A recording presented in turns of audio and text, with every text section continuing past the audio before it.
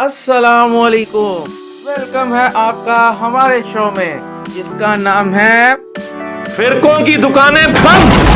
The damage has been done. چلیے پھر چلتے ہیں ہم اپنی نئی ویڈیو کی جانب.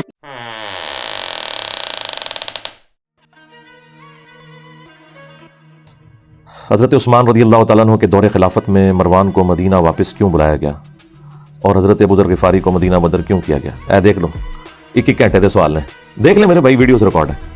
اور کیا جب حضرت عثمان نے اپنے رشتہ داروں کو حکومتی عہدے دیے اس وقت ملوکیت کی بنیاد نہیں رکھ دی گئی تھی؟ دیکھیں، وہ اس طرح کے جو ڈیسیژن حضرت عثمان کے وہ ملوکیت کی طرف لے جانے والے تو بن گئے بعد میں. تو ظاہر ہے جب بھی ڈاؤن فال شروع ہوتا ہے تو اچانک نہیں ہوتا، گریجولی ہوتا ہے، یہ نیچرل ہے. اچانک کچھ بھی نہیں تبدیلی آتی. اس کو سپورٹیو حدیث ہے نا ابو داؤد اور ترمذی کے اندر کہ نبی صلی اللہ علیہ وآلہ وسلم نے خواب دیکھا تھا اور اس خواب کے بعد آپ بہت پریشان ہو گئے تھے. خواب آپ نے یہ دیکھا کہ آسمان سے ایک ترازو اتری ہے. یہ میں نے اپنے کربلا والے ریسرچ پیپر میں بھی خواب ڈالا ہوا ہے. اور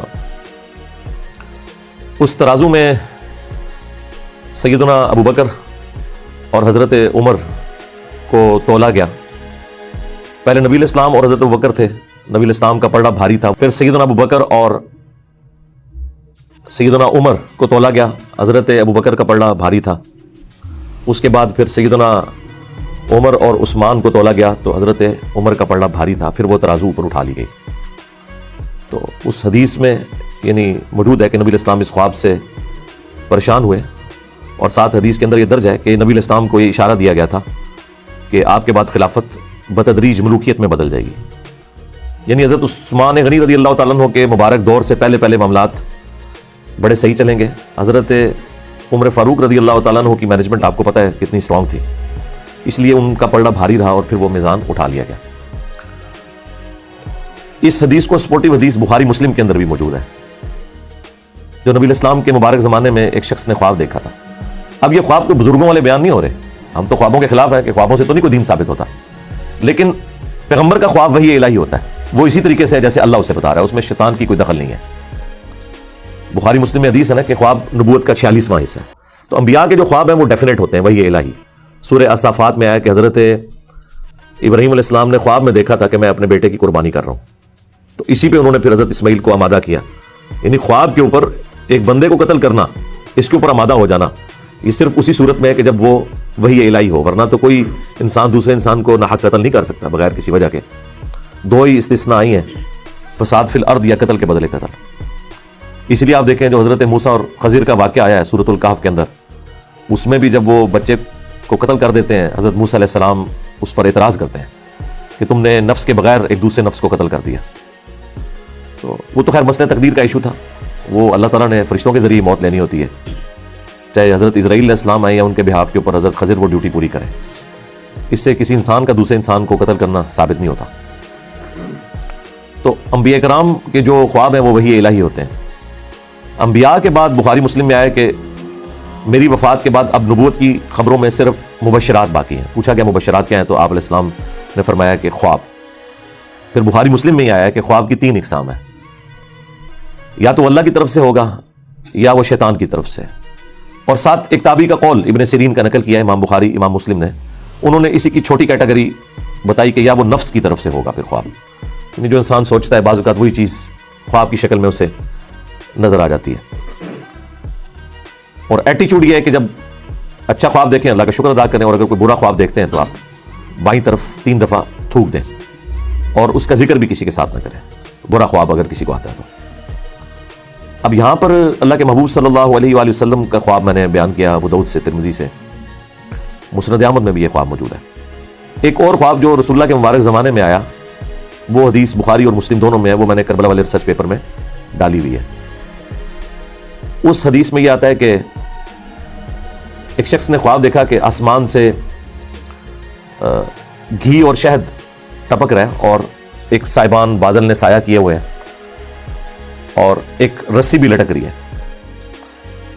تھوڑی دیر بعد نبی صلی اللہ علیہ وآلہ وسلم وہ مبارک رسی پکڑتے ہیں اور اوپر چڑھ جاتے ہیں آسمان پہ. اور وہ جو شہد اور گھی ٹپک رہے ہیں نا، لوگ اپنے اپنے برتن کے مطابق اس میں سے بھر کے اپنے گھروں کو بھی لے کے جا رہے ہیں. یہ خواب بخاری میں بھی ہے اور مسلم کے اندر بھی.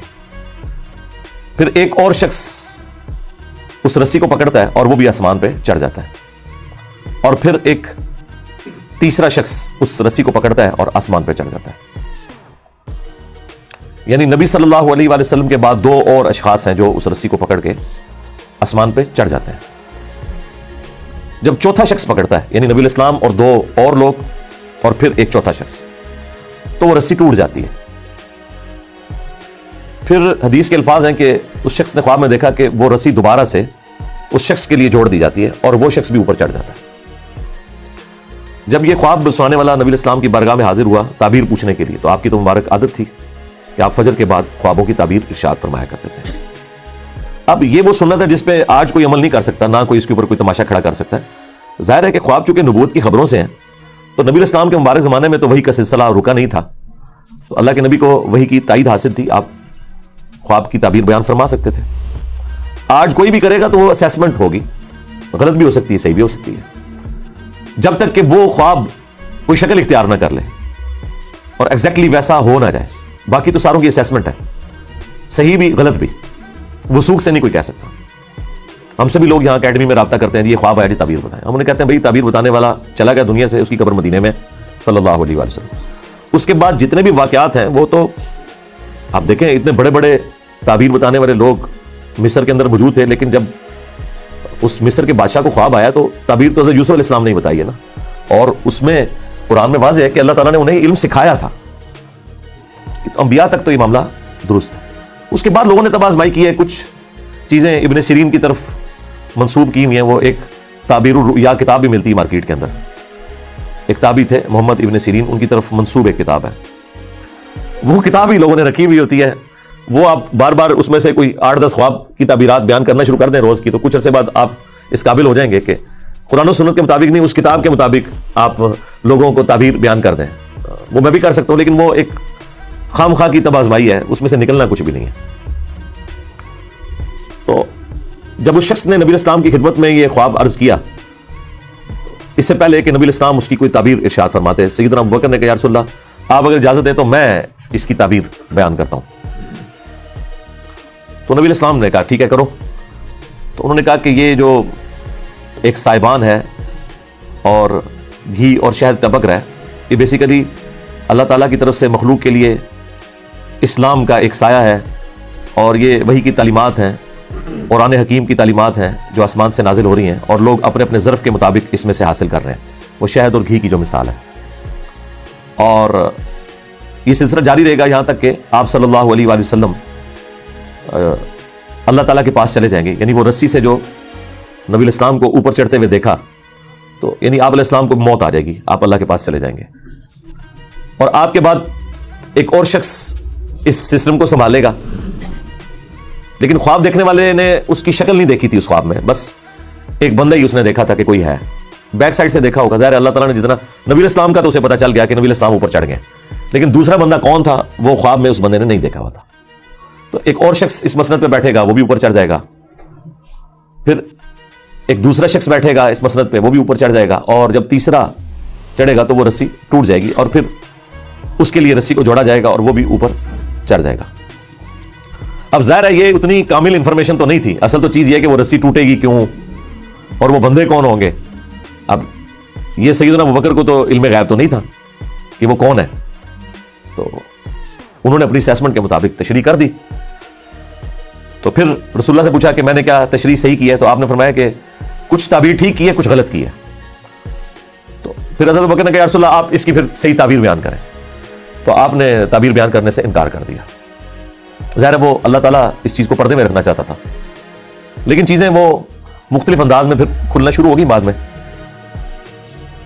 یعنی نبی الاسلام نے نام نہیں مینشن فرمایا اس میں یہ کون کون لوگ ہیں, کیونکہ آپ کو پتا تھا کہ میں اس کی تعبیر نہیں ہے. پریکٹیکلی جب ایگزیکیوشن ہوگی تو لوگوں کو خود ہی پتا چل جائے گا کہ یہ کون کون بندے تھے اور کیا کیا ہوا تھا, اور وہ پھر وقت کے ساتھ پتا چل گیا. جتنا حضور نے بتانا تھا وہ تو بتا دیا. پھر سیدنا ابوبکر نے کہا کہ میں آپ کو اللہ کی قسم دیتا ہوں آپ اس کی تعبیر ضرور بیان کریں, کیونکہ حضرت ابوبکر کو بھی پتا چل گیا تھا کہ یہ کوئی عام خواب تو نہیں ہے.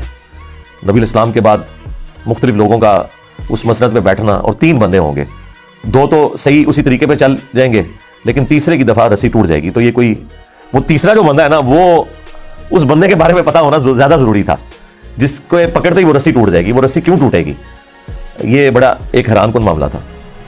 پہلے دو کا نہ بھی پتا چلتا, تیسرے بندے کا تو پتا چلنا چاہیے تھا کہ وہ کون ہے کہ جس کے وہ رسی پکڑتے وہ رسی ٹوٹ گئی ہے, جو کہ پہلے 3 بندوں کی دفعہ نہیں ٹوٹی, نبی علیہ السلام اور 2 اور لوگ. اوورال یہ چوتھا تھا, لیکن رسول اللہ کے بعد جو 3 ہیں ان میں سے یہ تیسرا تھا. تو ظاہر ہے وہ بعد میں پتا چل گیا حضرت عثمان غنی تھے رضی اللہ تعالیٰ عنہ, کیونکہ وہ آپ نے پرچی لکھی ہے, تو وقت نے تو پھر بتا دیا.